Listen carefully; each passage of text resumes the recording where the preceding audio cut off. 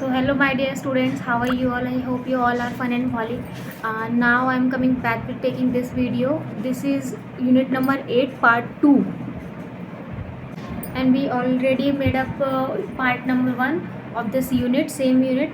So here is the book of IGNOU BHIC 131. Please check कर लीजिएगा, ये आपकी बुक है BHIC, कोड आप ज़रूर चेक करिएगा BHIC 131. ये आपकी किताब है. अगर आपको स्टडी मटेरियल अवेलेबल हो गया होगा तो same books you have also, okay, and if you have online PDF, so same PDF you have. So now let's start the video, but before starting this video let me tell you one thing. Please join the Telegram group, link in a description box, so you can join. And if you want to join our WhatsApp group, so you should be joined. Why? Because you can take on the time that updated, you can update yourself, get notes properly. If you have any kind of doubt you can ask with us, okay. So and if I am talking about your exam, so exams is not to be a far. You have still 2 months only, 2 months you have, so please try to cover your syllabus and just do little bit practice for your better exam, okay. So now let's start the video. And यहाँ पे हम unit number 8 के ऊपर बात करेंगे, जो कि आपका पार्ट नंबर 1 है. अभी तक हमने 7 यूनिट कवर कर ली है. अगर मैं यहाँ पे बात करूँ तो BHIC 131 के ऊपर हम बात करेंगे, ओके. BHIC 131 के ऊपर हम बात करेंगे. और इससे पहले हमने जो पार्ट 1 पढ़ाया है, मैं आपको पार्ट 1 रिवाइज़ करवा देती हूँ थोड़ा सा, कि पार्ट 1 में हमने बेसिकली क्या क्या पढ़ा था. तो पार्ट 1 में हमने बहुत अच्छे तरीके से जो देखा है वो देखा है हड़प्पा सभ्यता के बाद वैदिक कल्चर आया, तो उसने किस तरीके से क्या क्या चीज़ें जो थी भारत के इतिहास में महत्वपूर्ण निभाया. जैसे मैंने आपको बताया कि वैदिक काल का जो टाइम पीरियड था वो 1500 से 600 BC तक था, ठीक है, जो कि आगे चल के 2 पार्ट में बांटा गया, 1500 से 1000 तक, ठीक है, और 1000 से 600 तक. ये जो टाइम पीरियड था वो था वैदिक काल का. वैदिक काल हड़प्पा सभ्यता से भी ज़्यादा इम्पोर्टेंट और ज़्यादा प्रचलन में रहा, बहुत पॉपुलर हुआ. तो उसके पीछे के कुछ कारण रहे थे, उन कारण को हमने डिस्कस करा और अब हम बहुत ही विस्तार से समझेंगे इस वीडियो में. ये आपका लास्ट जो है पार्ट रहेगा इस चैप्टर में, ठीक है. यूनिट नंबर 8 है. टोटल आपके 14 चैप्टर्स है, 14 यूनिट्स है, जिसमें से हम 8वां कवर कर रहे हैं. And damn sure at the middle of the April we will cover our whole syllabus of history, right. तो यहाँ पे हमने देखा हड़प्पा सभ्यता का उदय कैसे हुआ. तो हमने देखा कि जो हड़प्पा लोग थे, सॉरी वैदिक सभ्यता के जो लोग थे वो उनका उदय कैसे हुआ. तो हमने देखा कि जो वैदिक यानी कि जो आर्य थे वो मध्य एशिया से आए हुए थे. मध्य एशिया से आए तो भारत के उत्तर पश्चिमी, जहाँ पे हमारा हड़प्पा सभ्यता विकसित हुआ था, उस समय उस क्षेत्र में आकर के वो लोग बस गए थे, राइट. तो ये चीज़ हमने देखी. वैदिक सभ्यता की विशेषता हमने पढ़ी, इसका प्रारंभ, और सबसे बड़ी बात ये हमने यहाँ पर अंतर देख लिया, समझ लिया कि क्या क्या महत्वपूर्ण अंतर रहे थे, ठीक. अब हम और विस्तार से देखेंगे कुछ चीज़ों को. सबसे पहले देखो कि हड़प्पा सभ्यता के बारे में हमें पता कहाँ से चला. तो at the starting of the syllabus, मैंने आपको जो फर्स्ट वीडियो बताई थी उसमें हमने बहुत अच्छे से देखा था कि किसी भी इतिहास के चीज़ों को जानने के लिए हम उन्हें 2 कैटेगरीज में बांटते हैं. बेसिकली 3 है, और मेन जो इम्पोर्टेंट रोल निभाती है वो है दो कैटेगरी, पुरातात्विक स्रोत और साहित्यिक स्रोत. हमेशा याद रखना, इतिहास किसी भी तरीके, अगर हमें इतिहास के बारे में पता लगाना है तो हम 2 चीज़ों पर निर्भर है, 2 सोर्सेज पर निर्भर है. वो सोर्सेज कौन कौन सी कैटेगरी में है? पुरातात्विक स्रोत और साहित्यिक स्रोत. सेम चीज़ यहाँ पर है. हमें वैदिक समाज के बारे में कहाँ से पता चला? तो वैदिक यानी कि प्रारंभिक वैदिक यानी कि शुरू का वैदिक समाज जो था, इसके अध्ययन जो हम आज कर रहे हैं उसके लिए हमारे पास 2 प्रकार के स्रोत थे, साहित्यिक और पुरातात्विक. साहित्यिक स्रोत की महत्वता क्या थी हमें देख लेते हैं. साहित्य का मतलब होता है कोई ग्रंथ, कोई किताब, कोई धार्मिक किताब. साहित्य का मतलब ही होता है धर्म. तो आप याद रखना, कोई कन्फ्यूजन नहीं रखना है. साहित्य का मतलब है धर्म यानी कि लिखी हुई चीज़ें, और पुरातात्विक का मतलब होता है कोई चीज़ें, कोई धातु या फिर भौतिक चीज़ें. याद रखना, पुरातात्विक भौतिक से आप रिलेट कर लो और साहित्य को आप किताब से रिलेट कर लो, तो आपको याद रखने में बहुत आसानी रहेगी. साहित्यिक स्रोत की अगर मैं बात करूँ तो 4 प्रकार के हमें उस काल में, वैदिक काल में ग्रंथ प्राप्त हुए हैं. और वो कौन कौन से थे? ऋग्वेद, सामवेद, यजुर्वेद, अथर्ववेद. वेद लिखा हुआ है, और मैंने आपको, वेद जो है वो एक कॉमन वर्ड है, यानी कि इंग्लिश में इसको रूट वर्ड कहते हैं, ठीक है. रूट वर्ड में बोला जाऊँ तो वेद जिसके पीछे भी लगेगा उसका मतलब होता है ज्ञान. क्लियर हो ये पॉइंट? तो रूट का मतलब होता है ज्ञान. ऋग्वेद, सामवेद, यजुर्वेद, अथर्ववेद, इनमें से सबसे पुराना और सबसे पॉपुलर जो वेद है वो है ऋग्वेद, ठीक है, बहुत पॉपुलर. और इसी में हमें वैदिक समाज की बहुत सी चीज़ें पता चली है. इन ग्रंथों में जो है ऋग्वेद सबसे प्राचीन ग्रंथ है। वेद शब्द को संस्कृत में विधि से लिया गया है जिसका अर्थ है ज्ञान।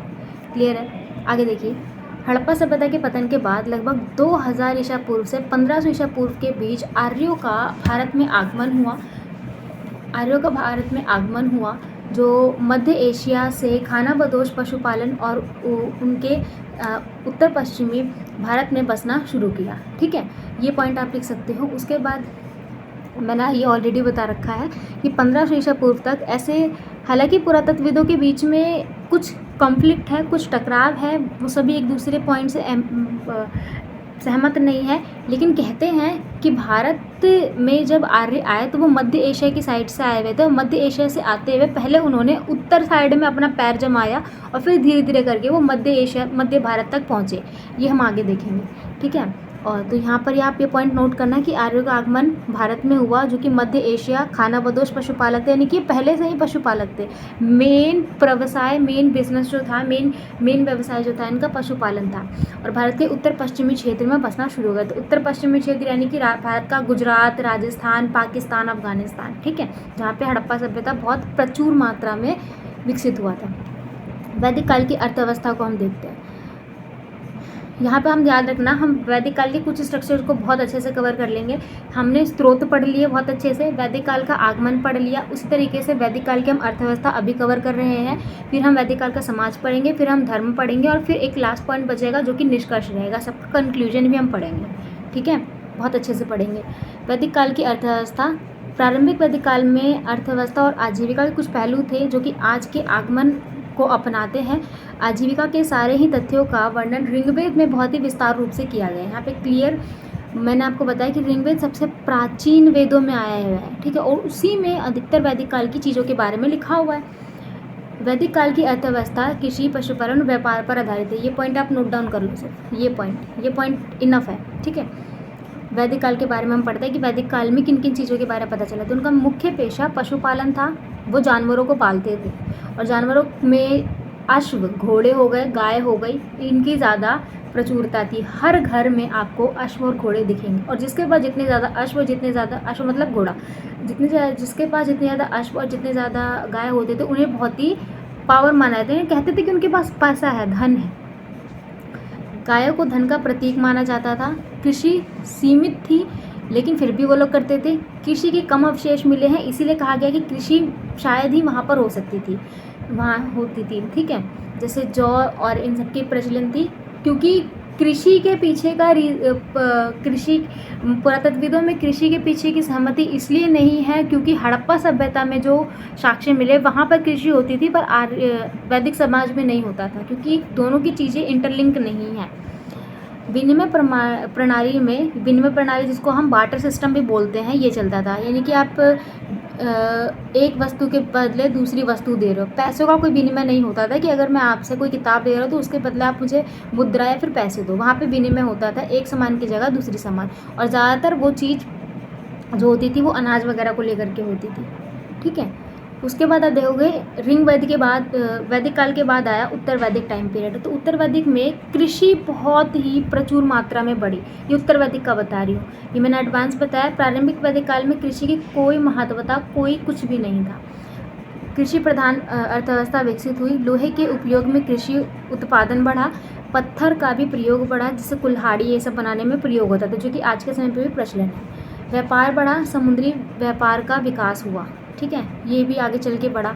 सिक्के बढ़े, सिक्के यानी कि मुद्रा निकली फिर उस समय पे। शासकों द्वारा पुनः वितरण का भी प्रचलन था, जिसके अंदर कोई कबीले या फिर कोई कबीलाई शासक कभी कोई युद्ध जीत जाता था, ठीक है, या फिर कोई पराजित होता था तो सरदारों को वो बलि देता था, और बलि के रूप में उसे एक नजराना देना पड़ता था। वो नजराना कुछ भी हो सकता था, यानी कि एक उपहार देना पड़ता था। अब हम देखते हैं हड़प्पा सभ्यता का समाज कैसा था। ठीक है, यानी कि सामाजिक व्यवस्था। हड़प्पा सभ्यता मुख्यतः 4 वर्णों में विभाजित थी, और ये कर्म और गुणों पर आधारित थी। आगे चल के हम इसे बहुत बड़े विस्तार पे नेक्स्ट यूनिट में हमने बहुत अच्छे से पढ़ेंगे कि किस तरीके से इसने पूरे समाज को बदल दिया सिर्फ इस व्यवस्था के कारण। ठीक है, हड़प्पा सभ्यता के समाज ने क्या किया कि पूरे समाज को आगे चल के 4 कैटेगरी में बांटा। सबसे ऊपर जो थे वो ब्राह्मण, क्षत्रिय, वैश्य और शूद्र। कहते हैं कि ब्राह्मण जो निकले हैं वो ब्रह्मा देव के मुख से निकले हैं, है ना, मुख यानी कि चरम सीमा से, यानी कि माथे पर से मुख से निकले, इसीलिए उनको सबसे ऊपर स्थान दिया है, जो कि ज्ञान और शिक्षा का कार्य करते थे। उसके बाद क्षत्रिय आता था जो कि प्रशासन और रक्षा का कार्य करता था। फिर वैश्य जो कि कृषि व्यवसाय और पशुपालन करते थे। सबसे एंड कैटेगरी होती थी सेवा कार्य की, जिसको शूद्र के नाम से जाना गया।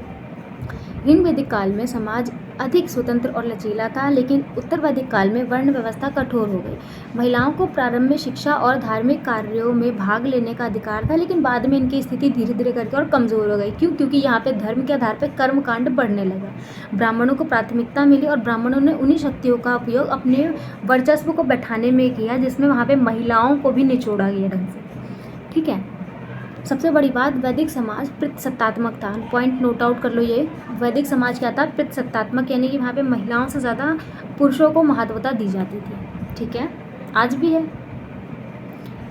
राजनीतिक व्यवस्था की अगर मैं बात करूँ वैदिक सभ्यता की, तो वैदिक सभ्यता की राजनीतिक व्यवस्था 2 भागों में विभाजित थी, राजवंश और कबीलाई वंश। ठीक है, राजवंश और कबीलाई वंश। प्रारंभ में गणतांत्रिक प्रणाली प्रचलित थी, जहां सभा और समिति, ये 2 जो संस्थाएं थी वो राजा को डायरेक्ट तरीके से मिलती थी। यानी कि राजा को अगर कोई रूल, कोई रेगुलेशन, कोई किसी भी मुद्दे बात करनी होती थी तो वो सभा और समिति के बीच में मध्यस्थ भूमिका निभाता था। ठीक है, राजा होता था लेकिन वहाँ पे, और राजा का मतलब है एक कम्युनिटी। मान लो ये है कोई भी एक इलाका जहाँ पे वेद आर्य लोग रहते थे, तो वो लोग क्या करते थे कि कुछ हर एक कैटेगरी में बांट देते थे, पूरे समाज को कुछ कबीलों में बांट देते थे। उन कबीलाओं का एक होता था हेड, जिसको बोला जाता था लीडर या फिर चीफ्टेन। चीफ्टेन का मतलब भी लीडर होता है। ठीक है, तो वो क्या करता था, वो राजा से कनेक्ट होता था और इन सबका कंट्रोल एक और बड़ी पार्टी के अंदर होता था जो केंद्र में रहती थी। समझ गए ना? तो इस तरीके से वहाँ की व्यवस्था चलती थी, राजा की व्यवस्था। राजा का कार्य क्षेत्र सीमित था, ये केवल जनता रक्षक और मार्गदर्शक का था। राजा केवल मार्गदर्शन देता था, केवल मार्गदर्शन, और रक्षा करता था। युद्ध वगैरह में राजा की ही भूमिका होती थी। ठीक है, उत्तर वैदिक काल में राजतंत्र मजबूत हुआ और साम्राज्य का उदय हुआ। जब हम आगे इसका नेक्स्ट चैप्टर पढ़ेंगे तो ये पॉइंट हमें बहुत अच्छे से समझने को वहाँ पे मिलेगा, किस तरीके से राजतंत्र वहाँ पे बढ़ा, कबीला कैसे एक समाज में बदला, समाज में फिर कैसे एक राजा बढ़ा। ठीक है, कर था, कर मतलब टैक्स लिए जाते थे, पर ये उत्तर वैदिक काल में बढ़ा, ये अभी नहीं था, अभी के लिए प्रचलित नहीं था। कबीलाई सरदार समय वगैरह इन सभी पर युद्ध में जीत हासिल होती थी। युगों में पुजारी और जो पुरोहित होते थे, ये समुदाय जो होते थे वो देवता के बीच में मध्यस्थ की भूमिका निभाते थे। क्यों? क्योंकि राजा का मानना था अगर हम यज्ञ करेंगे तो यज्ञ में जो आग के द्वारा जो धुआं निकलता है वो धुआं स्वर्ग तक जाता है, और स्वर्ग उस धुएं के माध्यम से हमारी आकांक्षाएं, हमारी प्रार्थना भगवान तक पहुंचती है। ऐसा कौन मानते थे? ऐसा ब्राह्मण कहते थे और राजा वगैरह मानते थे। तो वो लोग यज्ञों को प्राथमिकता देते थे, इसीलिए वो लोग यज्ञ वगैरह ज़्यादा करवाते थे। आज भी देखोगे, जैसे घर में कोई भी एक कोई नया घर प्रवेश हुआ है ना, कोई भी एक अच्छा शुभ कार्य होता है तो यज्ञ वगैरह करवाने पर प्राथमिकता आज भी दी जाती है। एम आई राइट? तो इस तरीके से युद्धों के कारण राजा का पद विशेष रहा। क्यों? क्योंकि उसका काम था रक्षा करना, और यही कारण था कि उसने समाज में उसके पोस्ट थी, यानी कि उसका एक रुतबा होता था। अब देखोगे तो राजा को एक अलग ही दृष्टि से देखा जाता है। वैदिक समाज का धर्म व्यवस्था अगर मैं बात करूँ तो धर्म व्यवस्था भी उनका आगे चल के कर्मकांड पे पड़ गया था। अभी आपको देखने में सही लगेगा, प्रारंभिक मतलब शुरुआती तौर पर वैदिक समाज बहुत ही अच्छा समाज था, सब कुछ सही था। पितृसत्तात्मक समाज सही था, उसकी राजनीतिक व्यवस्था सही थी, धार्मिक व्यवस्था सही थी, अर्थव्यवस्था सही चल रही थी, जनता, राज्य, कबीला सब खुश थे सब। पर धीरे धीरे करके ये आगे चल के कुछ समूहों के द्वारा एकजुटता हुई और उसने आगे चल के इनके कर्मकांड पर बढ़ावा दिया। वैदिक धर्म प्राकृतिक शक्तियों की पूजा पर आधारित था। ठीक है, जिसमें कुछ देवता प्रमुख थे, जैसे इंद्र, अग्नि, वरुण, सोम। इंद्र देवता जो कि आज के समय पे भी, इंद्र को युद्ध और वर्षा का देवता माना जाता था, अग्नि को यज्ञ और पवित्रता का देवता माना जाता था, वरुण को नैतिकता और कानून के रक्षक माना जाते थे, और वरुण को जब जल की ज़रूरत पड़ती थी राजाओं को तो वो वरुण यज्ञ करवाते थे। ठीक है। सोम, जिसके अमृत प्रदान करने वाले देवता के नाम से जाना जाता था। वैदिक सभ्यता लोगों के धार्मिक विचार ऋग्वेद के श्लोकों पर को स्पष्ट करती थी। यह चतुर्थी प्राकृतिक संस्कृतियों का शक्तियों का ज़्यादा उपासना करती थी, जैसे वायु, जल, वर्षा, बादल आदि। ठीक है। अग्नि, यहाँ आज नहीं है, इसको ठीक कर लीजिएगा, आप अग्नि लिख लीजिएगा। ठीक है। तो यहाँ पे मैंने अभी आपको ऊपर बताया कि किन राजाओं को किस लिए महत्वता दी जाती थी। अधिकतर पुल्लिंग की उपासना होती थी और देवी की आराधना बहुत ही कम होती थी। जबकि हमने देखा था हड़प्पा सभ्यता में, तो वहाँ पे माता सत्तात्मक था, प्राकृतिक पूजा होती थी।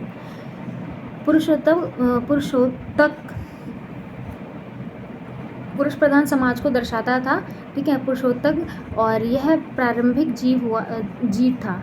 इंद्र शक्ति का देवता था। क्यों? क्योंकि वो युद्ध वगैरह करवाने में इनका विशेष ध्यान था। कहते हैं कि इंद्र की शक्ति से इंद्र की पूजा से हम युद्ध जीत सकते हैं, और इनकी उपासना शक्तियों को नाश करने के लिए की जाती है।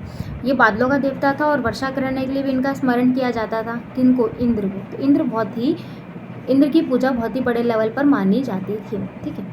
इंद्र की पूजा सबसे बड़ी होती थी। अग्नि, आदित्य पूजा शुद्धि के लिए होती थी। वरुण, जल प्राप्ति के लिए पूजा होती थी।